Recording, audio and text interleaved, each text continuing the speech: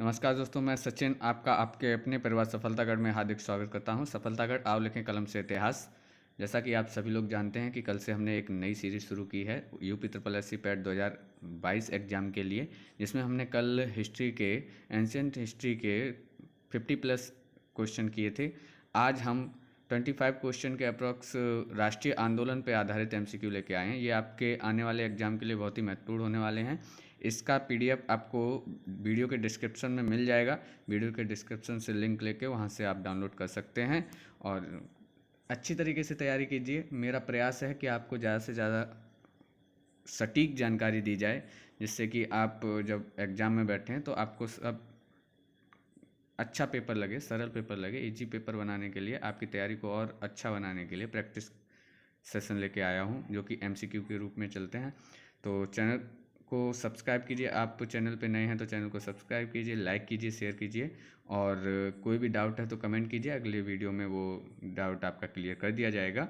तो मेरी कोशिश यही है कि कम से कम गलतियों पे ज़्यादा से ज़्यादा कंटेंट आपको मिले, जिससे कि आप पेपर में जब भी बैठें तो आपको अपने आप पे इतना भरोसा रहे कि हाँ, मैं ये पेपर फाइट कर सकता हूँ या कर सकती हूँ। तो इसी उम्मीद के साथ आगे बढ़ाते हैं अब आज का सेशन। तो आज फटाफट अंदाज में 25 क्वेश्चन लेके आया हूँ मैं। इसको जल्दी से जल्दी करेंगे और अच्छे से करना। मुझे उम्मीद है कि इसमें से आपका एक या दो क्वेश्चन 100% आना ही आना है। तो सभी लोग इसको अच्छे तरीके से शेयर कीजिए अपने सभी दोस्तों में। तो वीडियो को शुरुआत करने से पहले एक बार लाइक ज़रूर कर दें। सभी का बहुत बहुत धन्यवाद। चलिए आगे बढ़ते हैं। आज का सेशन हमारा स्टार्ट होता है। चैनल का नाम है हमारे सफलतागढ़ आओ लिखें कलम से इतिहास। सबसे पहले हम कुछ प्रमुख व्यक्तियों के लोकप्रिय नामों के ऊपर चर्चा करेंगे कि तो जैसा कि हमें पता है कि प्रमुख व्यक्तियों के लोकप्रिय उपनाम जो होते थे उस समय के हिस्ट्री में, वो कौन कौन से हुआ करते थे। जैसे कि सीमांत गांधी हैं, वो किसको कहा जाता था? खान अब्दुल गफ्फार खां को। राष्ट्रपिता किसको कहा जाता है?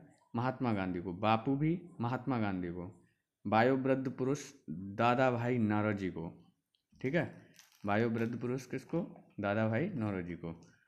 लौह पुरुष सरदार वल्लभ भाई पटेल को। तो ये बहुत ही महत्वपूर्ण चीज़ है। लोकप्रिय उपनाम बहुत महत्वपूर्ण चीज़ है। सीमांत गांधी, खान अब्दुल गफ्फार खां, राष्ट्रपिता महात्मा गांधी, बापू महात्मा गांधी, वायुव्रत पुरुष दादा भाई नौरोजी, लौह पुरुष सरदार वल्लभ भाई पटेल। चलिए आगे बढ़ते हैं। आगे और भी दिए गए हैं आपको, जैसे कि दिया गया पंजाब केसरी लाला लाजपत राय, आंध्र केसरी टी प्रकाशम, बंगबंधु शेख मुजीबुर रहमान, देशबंधु चित्तरंजन दास, दीनबंधु CF एंड्रूज, लोकमान्य बाल गंगाधर तिलक, लोकनायक जयप्रकाश नारायण। ये बहुत इंपॉर्टेंट है, लोकमान्य और लोकनायक। लोकमान्य बाल गंगाधर तिलक थे और लोकनायक कहा जाता है जयप्रकाश नारायण। महामना पंडित मदन मोहन मालवीय, विरोधाभासों का मिस्र मोहम्मद बिन तुगलक को, man of destiny Napoleon Bonaparte को, देश रत्न डॉक्टर राजेंद्र प्रसाद। अजात शत्रु किसको कहा जाता था? डॉक्टर राजेंद्र प्रसाद को। नेताजी सुभाष चंद्र बोस, चाचा पंडित जवाहरलाल नेहरू, सभी जानते हैं।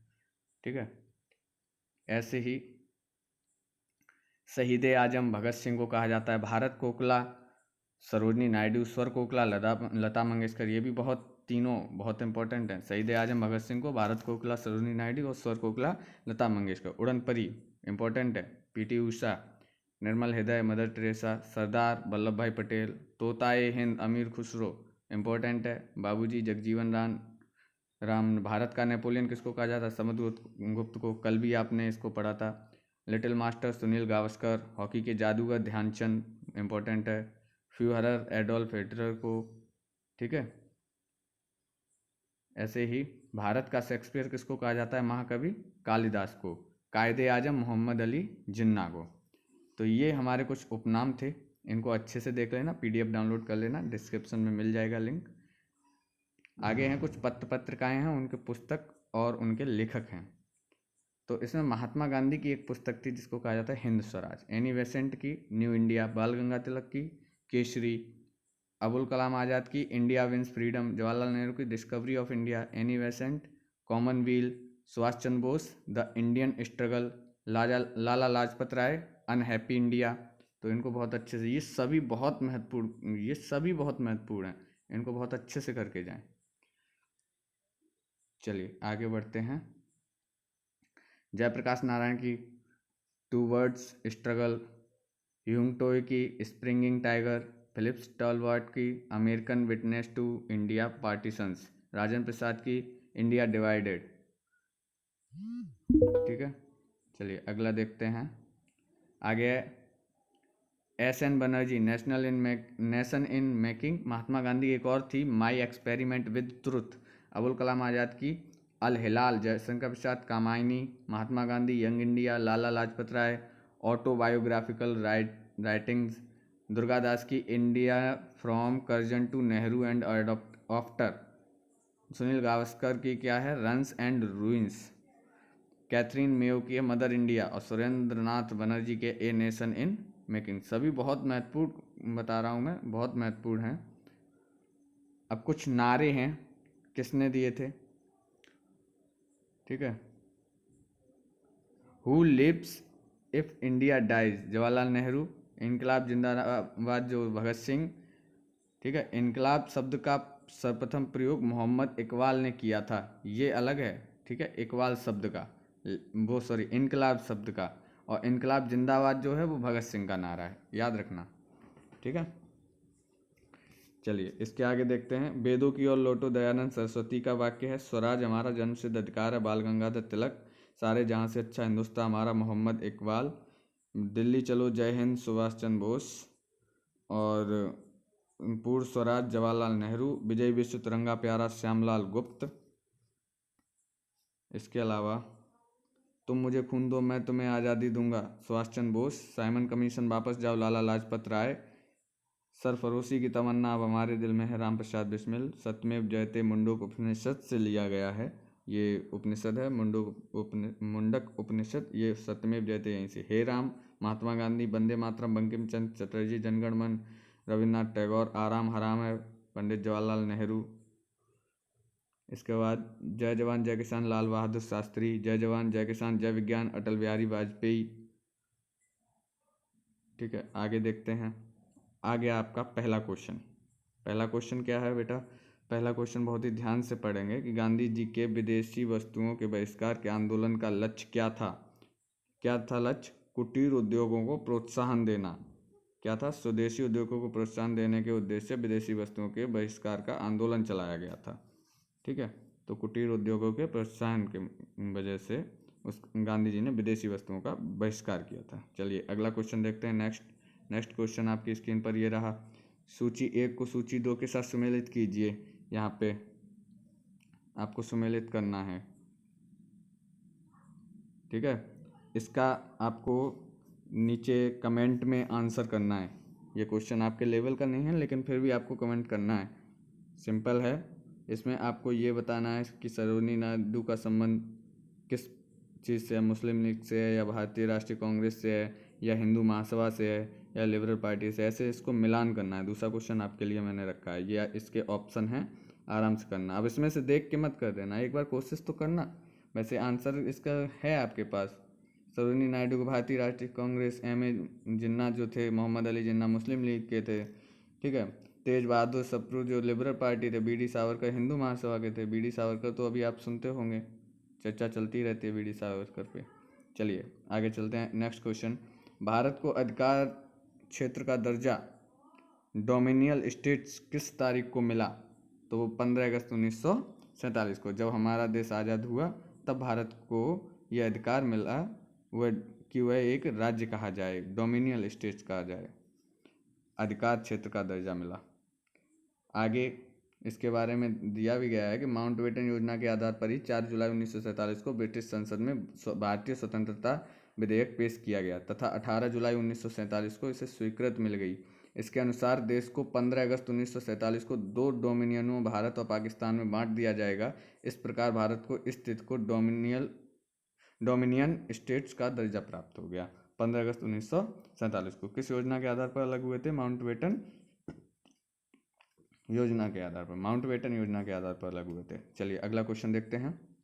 अगला क्वेश्चन आपकी स्क्रीन पर यह रहा कि गांधी जी की सबसे महत्वपूर्ण शिक्षाएं निम्नलिखित में से कौन सी हैं? सत्य, अहिंसा, सत्याग्रह और धर्म, इनमें से कौन सी सबसे महत्वपूर्ण शिक्षाएं कौन सी हैं? तो सभी जानते हैं साहित्य अहिंसा के मार्ग पर चलने वाले गांधीवादी कहलाते हैं। सत्य और अहिंसा, तो कौन सा ऑप्शन हो जाएगा? सी। ठीक है, चलिए। सत्याग्रह उनके जन आंदोलन का अस्त्र था, उनकी शिक्षाएं नहीं थी। शिक्षाएं वही थी, वो दो ही शिक्षा देते थे, सत्य और अहिंसा के मार्ग पर चलिए। अगला क्वेश्चन, निम्नलिखित में से किसने आज़ाद हिंद फौज की स्थापना की थी? तो वो सुभाष चंद्र बोस ने की थी। ठीक है, चलिए नेक्स्ट क्वेश्चन आपके स्क्रीन पर ये है। आज़ाद हिंद फौज का गठन 4 जुलाई 1993 को सुभाष चंद्र बोस के नेतृत्व में किया गया था। फौज का गठन सिंगापुर द्वीप पर किया गया था। ठीक है, ये सिंगापुर द्वीप पर। ठीक है, नेक्स्ट क्वेश्चन आपकी स्क्रीन पर ये रहा, छठवां क्वेश्चन है। 12 अप्रैल 1944 को सुभाष चंद्र बोस ने एक नगर में भारतीय राष्ट्रीय सेना का झंडा फहराया था। वह नगर इस समय किस राज्य या केंद्र शासित प्रदेश में है? तो सभी जानते हुए मणिपुर में है। ठीक है, जहाँ पे उन्होंने 1944 में झंडा फहराया था भारतीय राष्ट्रीय सेना का। भारत की मुख्य भूमि पर सर्वप्रथम भारतीय राष्ट्रीय सेना INA द्वारा मोइरांग नगर में कर्नल शौकतुल्लाह मलिक द्वारा 14 अप्रैल 1944 में अपना झंडा फहराया गया था। यह नगर वर्तमान में मणिपुर राज्य में स्थित है। ठीक है, कहाँ पे स्थित है? मणिपुर राज्य में। अगला क्वेश्चन आपकी स्क्रीन पर ये रहा, इंडियन नेशनल कांग्रेस का संस्थापक कौन था? तो सभी जानते हैं AO ह्यूम, उन्होंने 1885 में इसकी स्थापना की थी। इंडियन नेशनल कांग्रेस के संस्थापक AO ह्यूम थे, उसकी स्थापना 1885 ईस्वी में हुई थी। चलिए अगला क्वेश्चन आपकी स्क्रीन पर ये रहा, आठवां क्वेश्चन है। यह है कि 1916 में भारतीय राष्ट्रीय कांग्रेस और मुस्लिम लीग एक दूसरे के निकट आ गए थे। भारतीय राष्ट्रीय कांग्रेस और मुस्लिम लीग एक दूसरे के निकट आ गए थे। कौन? 1916 में। बस 1916 में भारतीय राष्ट्रीय कांग्रेस और मुस्लिम लीग लखनऊ में हुए समझौते के बाद एक दूसरे के निकट आ गए थे। कौन सा समझौता हुआ? लखनऊ समझौता हुआ था 1916 में। तो याद रखना 1916 में लखनऊ समझौता, ये भी याद रखना, क्वेश्चन ना आए फिर भी याद रखना। अगला क्वेश्चन, नरम दल और गरम दल के बीच फूट कहाँ और किस वर्ष में पड़ी? तो सभी जानते हैं फूट 1907 में कांग्रेस के सूरत अधिवेशन में पड़ गई थी। डिटेल भी आपको इसमें मैंने दे दी है, आराम से देख लेना कि नरम दल और गरम दल के बीच फूट वर्ष 1907 में कांग्रेस के सूरत अधिवेशन में पड़ी थी। इस अधिवेशन की अध्यक्षता डॉक्टर रास बिहारी घोष ने की थी। वर्ष 1916 के लखनऊ अधिवेशन में तिलक और एनी बेसेंट के प्रयासों से ये दोनों धड़े पुनः एक हुए। कांग्रेस के इस अधिवेशन की अध्यक्षता अंबिका चरण मजूमदार ने की थी। अभी आप पीछे पढ़ के आए ना कि लखनऊ में इनका समझौता हो गया था, लेकिन इससे पहले फूट कहाँ पड़ी थी? सूरत अधिवेशन में पड़ी थी और लखनऊ में जाके समझौता हो गया। 1907 में फूट पड़ी, 1916 में समझौता हो गया। 1907 की अध्यक्षता डॉक्टर रास बिहारी घोष ने की थी और 1916 की अध्यक्षता अंबिका चरण मजूमदार ने की थी। ये चीज़ हमेशा याद रखना, जब भी पेपर देने जाना इस चीज़ को पढ़ के जाना। आगे है, जलियांवाला बाग हादसे में कौन सा ब्रिगेडियर संबंध था? तो कौन सा था? जनरल डायर था। जलियांवाला बाग हादसे से ब्रिगेडियर जनरल डायर संबंध था। ठीक है, इसमें 1919 को बैसाखी के दिन अमृतसर के जलियांवाला बाग में एकत्रित निहत्थी भीड़ पर brigadier general Reginald Edward Harry Dyer के आदेश पर गोलियां चलाई गई थी। उसका नाम क्या था? ब्रिगेडियर जनरल, ये तो उसकी पद है, नाम था रेगिनेल्ड एडवर्ड हैरी डायर, इसलिए इसको शॉर्ट में कहते थे जनरल डायर। चलिए अगला क्वेश्चन देखते हैं। अगला क्वेश्चन आपकी स्क्रीन पर ये रहा, क्वेश्चन है, लाला लाजपत राय किसके विरुद्ध प्रदर्शन कर रहे थे जब वे पुलिस की नृशंसता का शिकार हुए? तो वो किसका? साइमन कमीशन वापस जाओ का नारा दिया था उन्होंने, साइमन कमीशन वापस जाओ। तो उस समय पे इनको पुलिस ने इन पे लाठियों की बरसात की, जिससे इनकी मौत हो गई। लाला लाजपत राय वर्ष 1928 में साइमन कमीशन के विरुद्ध प्रदर्शन करते हुए पुलिस की नृशंसता का शिकार हुए थे। ठीक है, चलिए अगला क्वेश्चन देखते हैं। अगला क्वेश्चन आपकी स्क्रीन पर यह रहा कि गांधी जी की अध्यक्षता में एकमात्र AICC अधिवेशन कहाँ आयोजित किया गया था? तो वो बेलगाम में हुई थी। गांधी जी ने सिर्फ एक अधिवेशन की अध्यक्षता की, वो थी बेलगाम में। गांधी जी की अध्यक्षता में एकमात्र AICC all India Congress committee अधिवेशन 1924 में बेलगाम में आयोजित किया गया था। हमेशा याद रखना, गांधी जी ने कहाँ अध्यक्षता की? बेलगाम में। अगला क्वेश्चन आपकी स्क्रीन पर यह रहा। अगला क्वेश्चन है, महात्मा गांधी ने सन 1930 में यहाँ सविनय अवज्ञा आंदोलन होना चाहिए था। सविनय अवज्ञा आंदोलन कहाँ से प्रारंभ किया था? तो वो किया था डांडी से। महात्मा गांधी 12 मार्च 1930 को साबरमती आश्रम से 78 सहयोगियों के साथ पैदल चलकर 24 दिनों में लगभग 390 किलोमीटर की यात्रा कर दांडी गुजरात के नौसारी जिले में स्थित है नौसारी में पहुंचे, जहां 6 अप्रैल 1930 को उन्होंने नमक कानून भंग कर सविनय अवज्ञा आंदोलन का प्रारंभ किया। तो यहाँ पे सिविल अवज्ञा नहीं है, सविनय अवज्ञा है, याद रखना, ठीक है। यहाँ पे सविनय कर लेना, सविनय, ठीक। सविनय अवज्ञा आंदोलन कहाँ पे उन्होंने आरंभ किया था 1930 में? दांडी में। तब नमक कानून उन्होंने भंग किया था, तब उन्होंने सविनय अवज्ञा आंदोलन स्टार्ट किया था। चलो अगला क्वेश्चन देखते हैं, आपकी स्क्रीन पर ये रहा। 1942 में भारत छोड़ो आंदोलन आरंभ करने के लिए कौन सा मुख्य कारण था? तो मैंने 2 ही ऑप्शन दिए, इसी में छांट के बता देना। वैसे इसका आंसर इन्हीं दोनों में से एक है, याद रखना। 4 दिए ही नहीं मैंने, आपके ढूंढने के लिए छोड़ दिए हैं। आंसर वैसे इसमें है, ठीक है। तो वैसे चलो आपको मैं टाइम बचत कर दूं। क्रिप्स मिशन की विफलता के कारण उन्होंने भारत छोड़ो आंदोलन आरंभ करने के लिए भारत छोड़ो आंदोलन 1942 में जब शुरू किया गया था, तो वो उसका मुख्य कारण जो था वो क्रिप्स मिशन की विफलता थी, ठीक है। अगला क्वेश्चन देखते हैं, इसके बारे में वैसे 2 ऑप्शन हैं वो नीचे, लेकिन मैंने वहीं इनको मैं पास में भी रख सकता था, लेकिन इनको अलग इसीलिए रखा शायद आप 2 को ही देख के आंसर दे दो।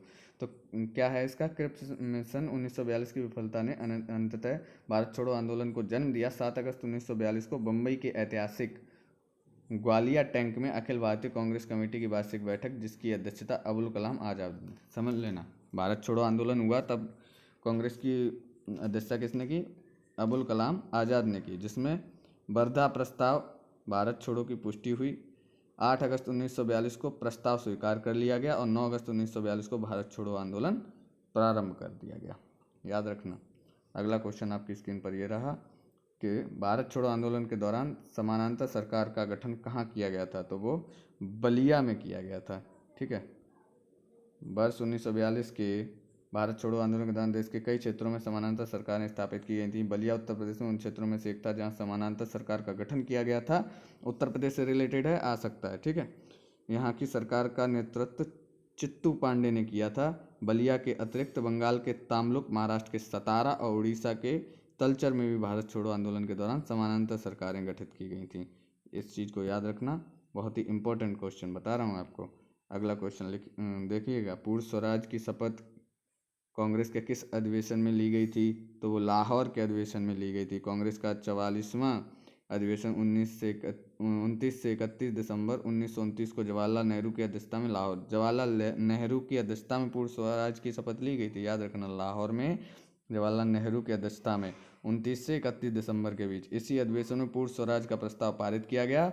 31 दिसंबर 1929 को अर्धरात्रि के समय जवाहरलाल नेहरू ने रावी नदी के तट पर स्वतंत्रता का द्योतक तिरंगा फहराया। कब? 31 दिसंबर 1929 को तिरंगा कहाँ पे फहराया? रावी नदी के तट पर। किसने? जवाहरलाल नेहरू ने, ठीक है। कब? पूर्ण स्वराज की जब मांग की तब। 26 जनवरी 1930 को स्वतंत्रता दिवस मनाने का निश्चय किया गया था, ठीक है। सबसे पहले स्वतंत्रता दिवस उन्होंने 26 जनवरी 1930 को ही मना लिया था, ठीक है। वो तो 15 अगस्त को बाद में मनाया जाने लगा।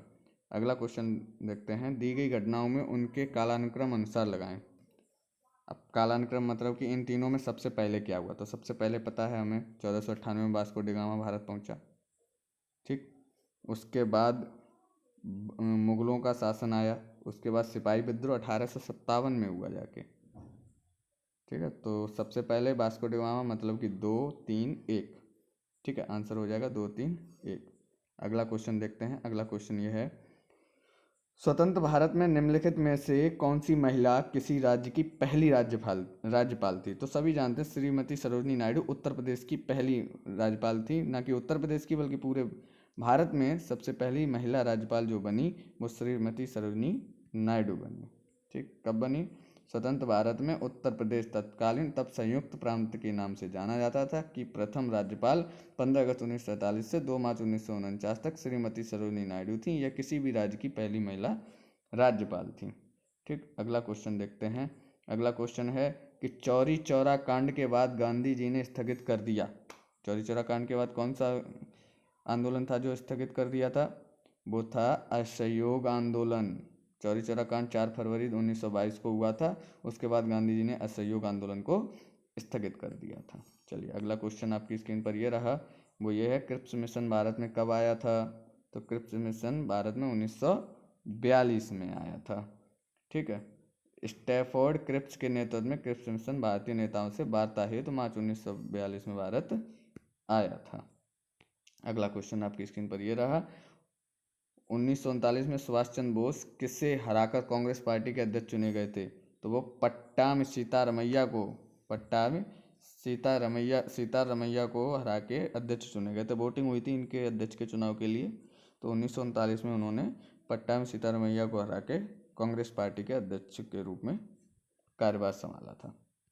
चलिए कहाँ पे हुआ ये भी देख लो। त्रिपुरी में जनवरी 1939 में सुभाष चंद्र बोस ने गांधी जी समर्थित पट्टामी सीतारमैया को हराकर कांग्रेस पार्टी के अध्यक्ष का चुनाव जीता, लेकिन गांधी जी के असहयोग के कारण अप्रैल 1939 में उन्होंने कांग्रेस अध्यक्ष पद से त्यागपत्र दे दिया।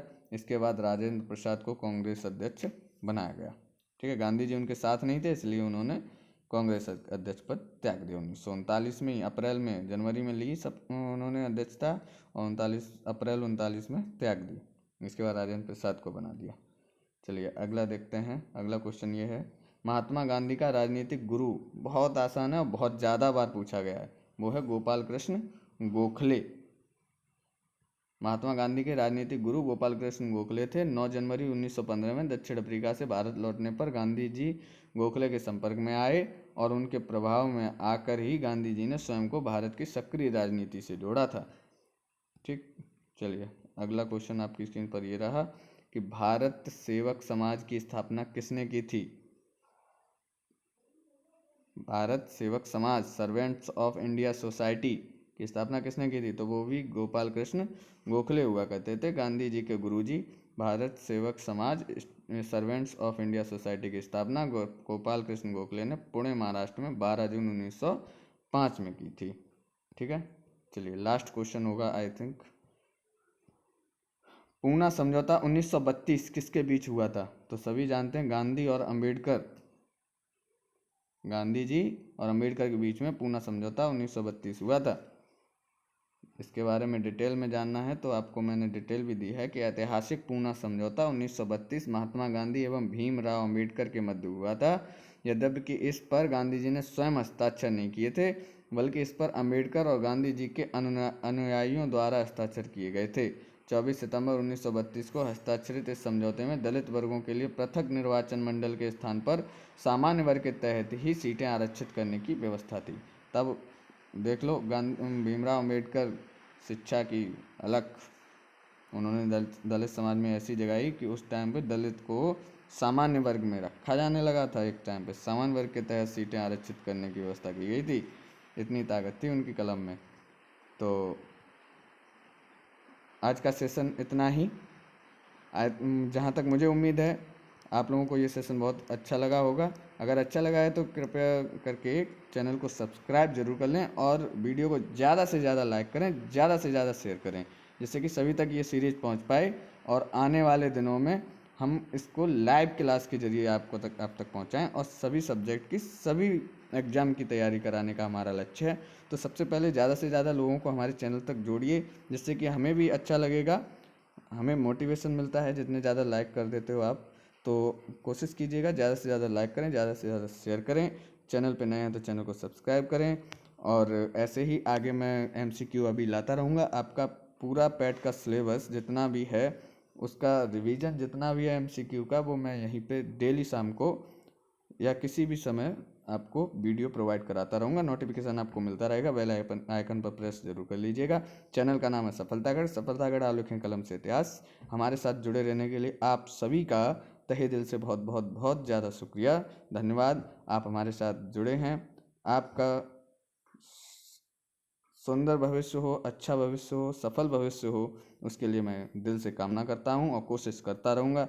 जब तक मैं बैठा हूँ तब तक आपके लिए फ्री ऑफ कॉस्ट कंटेंट मिलता रहेगा। वो भी अनुभवी जो भी हमारी टीम है वो सभी इस पे काम करती है, वही हम चीज़ें लेके आते हैं, उसी को आपके सामने रखते हैं जो आने की संभावना होती है। तो मेरा एक प्रयास है आप लोगों के लिए, और आप भी इस चीज़ को आगे बढ़ाइए और ज़्यादा से ज़्यादा इस चैनल को शेयर कीजिए, इस वीडियो को शेयर कीजिए, लाइक कीजिए, कमेंट करते रहिए। कोई डाउट बनता है कमेंट कीजिए और पीडीएफ डाउनलोड करके ही जाएं यहाँ से। पीडीएफ आपको लिंक मिल जाएगा डिस्क्रिप्शन में, उस लिंक पर क्लिक करके आप पीडीएफ डाउनलोड कर सकते हैं और अपनी तैयारी को और अच्छा कर सकते हैं। तो आज के लिए इतना ही, मिलते हैं कल एक नई सीरीज में। तब तक के लिए आपका बहुत बहुत धन्यवाद, बहुत बहुत शुक्रिया। जय हिंद, जय भारत, वंदे मातरम, जय सफलतागढ़, जय गुरुकुल।